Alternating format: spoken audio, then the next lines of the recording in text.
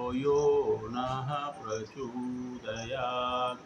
वंशी विभूषितकरान्नवनीरदाभात् पीताम्बरादरुणबिम्बफलाधरोष्ठात्।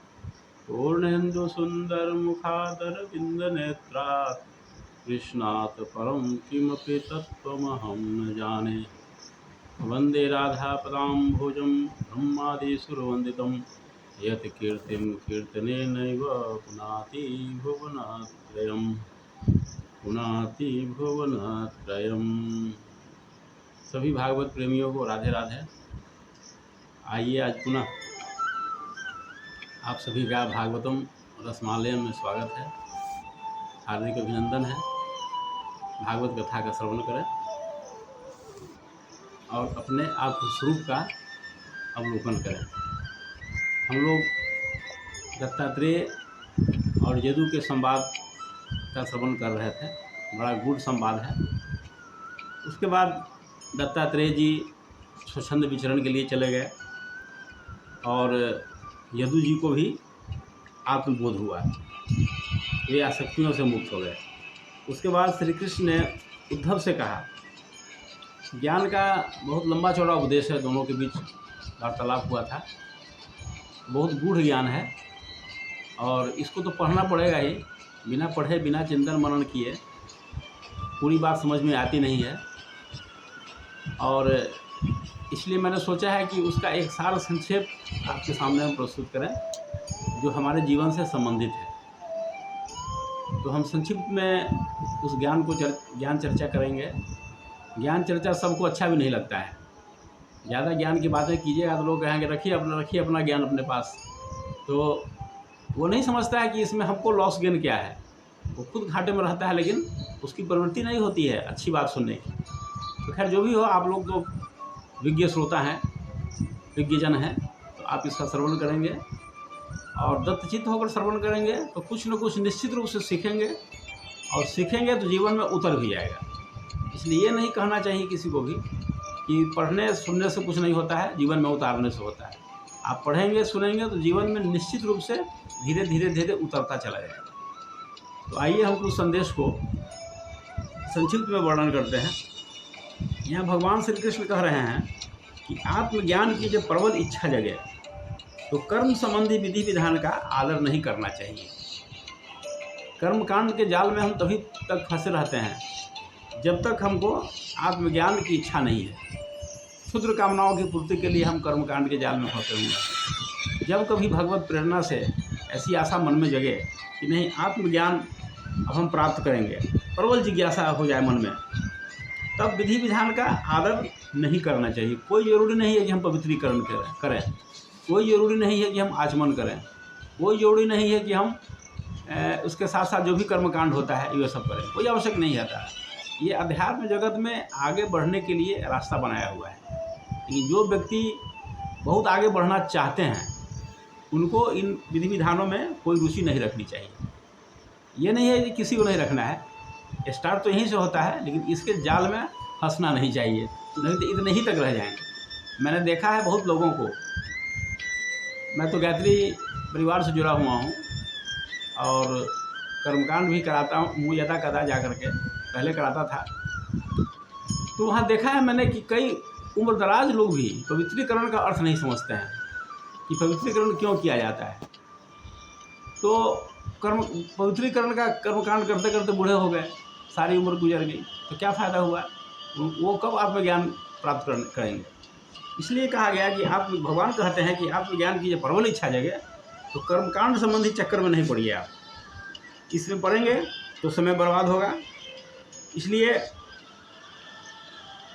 अंतर्मुखी करने वाले कर्म करें। हमारे सारे कर्म अंतर्मुखी हो, बहिर्मुखी कर्म नहीं हो। हर मनुष्य सुख के लिए प्रयत्न करता है लेकिन उसको अंत में दुख ही मिलता है। ये बहुत बड़ी बात है। दुनिया में जो भी मनुष्य हैं क्यों कर्म करते हैं?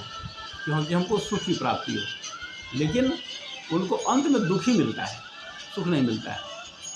वो सुख की कामनाओं में उलझ के रह जाते हैं। और जो सुख की हमें एहसास होता है जिस सुख का, वो सुख नहीं है, वह एक बीच में राहत की अवधि होती है।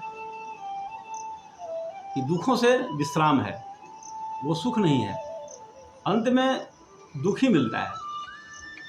इसलिए भगवान कहते हैं कि अंतर्मुखी करने वाले कर्म करें।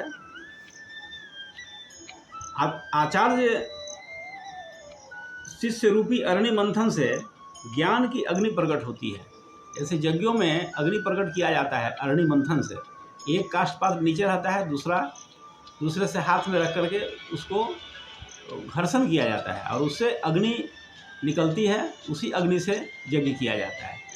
तो यहाँ क्या है, गुरु और शिष्य का जो संबंध है, उस परंपरा को अग्नि मंथन कहा जाता है। तो इसी अग्नि मंथन से, इसी घर्षण से ज्ञान की अग्नि पैदा होती है।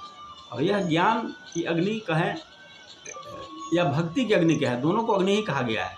तो इस ज्ञान की अग्नि से सारे कर्म संस्कार जल जाते हैं और मनुष्य जो है माया के पार हो जाता है। जब कर्म संस्कार ही नहीं रहेंगे तो फिर हमारा जन्म किस चीज़ में होगा?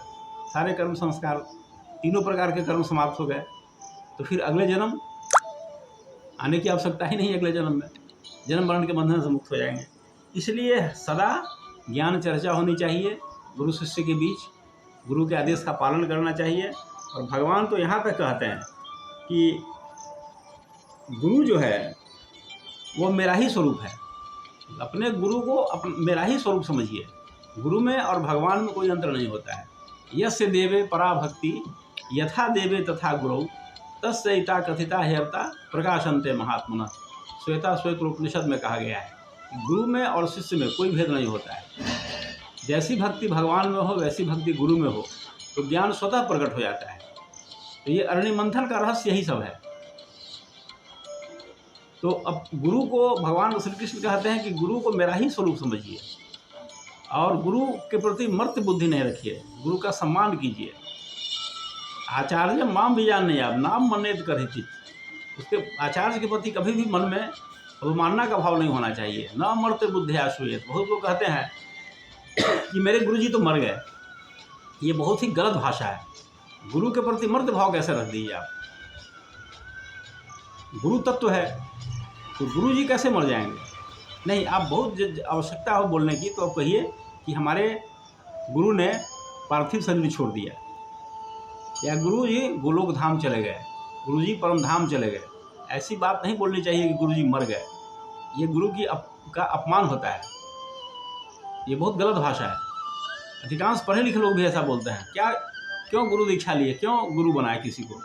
गुरु के प्रति सम्मान का भाव नहीं है। तो यही कहते हैं कि न मृत्य बुद्धिया सुयत सर्वदेवमय गुरु। गुरु जो होते हैं वो सर्वदेवमय होते हैं। सभी देव शक्तियों का निवास गुरु में होता है। इसलिए गुरु को मेरा ही स्वरूप आप समझिए और गुरु की सेवा कीजिए। गुरु की जो सेवा होगी वो गुरु की सेवा मुझ तक पहुंच जाएगी। मतलब गुरु के माध्यम से आप मेरी सेवा कर रहे हैं। भगवान प्रत्यक्ष तो सामने आएंगे नहीं हर किसी के, वो तो बिरले जो बहुत शुद्ध उच्च कोटि के भक्त होते हैं उनके सामने भगवान प्रकट होते हैं। तो गुरु की सेवा अगर आप करते हैं तो वह सेवा भगवान को ट्रांसफर हो जाता है, ऐसा शास्त्रों में वर्णित है। इसलिए गुरु के प्रति कभी भी अपमानना का भाव नहीं हो, मर्त्य बुद्धि नहीं हो, और गुरु की सेवा निष्काम पूर्वक करनी चाहिए। यह भगवान की ही सेवा है। आज इतना ही। फिर अगले एपिसोड में हम इस संवाद को सरल भाषा में प्रस्तुत करने का प्रयास करेंगे, जो बड़ा गूढ़ प्रश्नोत्तरी है।